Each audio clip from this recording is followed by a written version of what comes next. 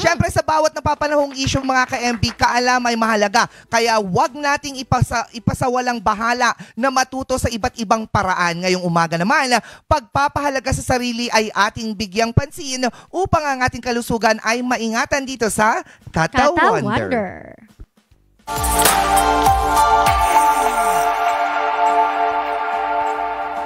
Ngayong huling linggo ng Hulyo, ang tinaguriang Diabetes Awareness Week.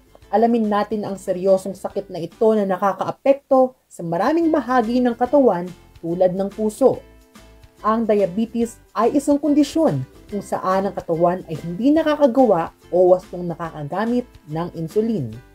Ang insulin kasi ay isang hormone na kailangan upang makonvert ang asukal, starch at iba pang pagkain sa enerhiya na kinakailangan para sa pang-araw-araw na buhay. Kaya naman ang mga taong may diabetes ay nagtataglay ng mataas na antas ng glucose o asukal sa kanilang dugo na maaaring magdulot ng seryosong pinsala sa puso, mga daluyan ng dugo, mata, bato, at mga ugat kung hindi maagapan.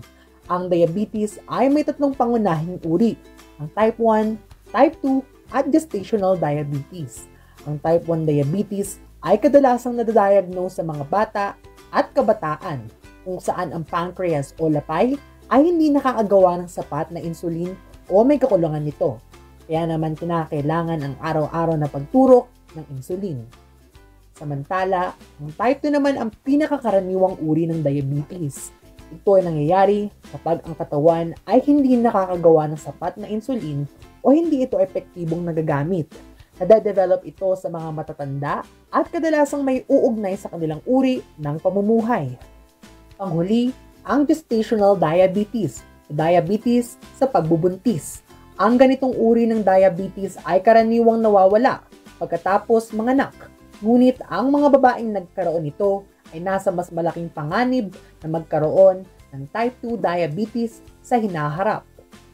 May iba't ibang sanhi ang diabetes. Una, ang pagkakaroon ng lahi ng diabetes sa pamilya. Pangalawa, ang labis na timbang.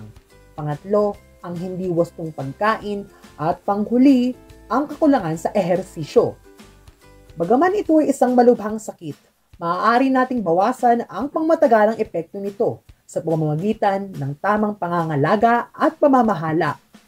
Una, siguraduhin may balancing diet at iwasan ng mga pagkain na mataas sa asukal, taba, processed foods upang mapanatili ang tamang antas ng asukal sa dugo at suportahan ang pangkalahatang kalusugan.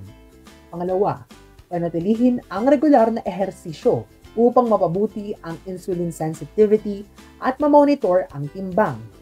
Pangatlo, laging i-monitor ang blood sugar levels upang maiwasan ang komplikasyon. At panghuli, tiyaking magpatingin sa doktor ng regular upang makakuha ng profesional na payo at pangangalaga.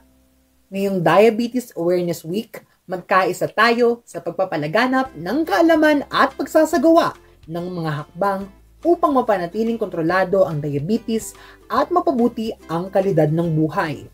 Kaya para sa iba pang impormasyon, kumonsulta lamang sa inyong healthcare provider. Alright, sa mga may diabetes dyan, o kaya may mga family members na diabetic, siguro ang ma-advise natin, ngayong Diabetes Awareness Month ay magpa-check kayo habang maaga pa. Kasi mahirap pala. Kahit bata pala, Oo, meron na. May history ba ang iyong Wala family? Ako, naman. sa akin, sa father side, meron din. Kaya minsan talaga ayokong nasasaktan or nasusugatan kasi mahirap talaga siyang maghilom. Lalo na kapag yung internal, yung pain. Alam mo yung dito sa puso. Di ba ang diabetes sa matatamis? Oo. Kaya umiwas kayo sa mga sweet-sweet dyan. Sasaktan. Pero hindi ko kayang gawin yun. Buti na lang. Okay na tayo eh. Na friend zone na ako. Na friend zone ka pa? Nino! Ay! Uy, wag! Uy, wag! See you soon! Humanda ka. Naloloka talaga ako.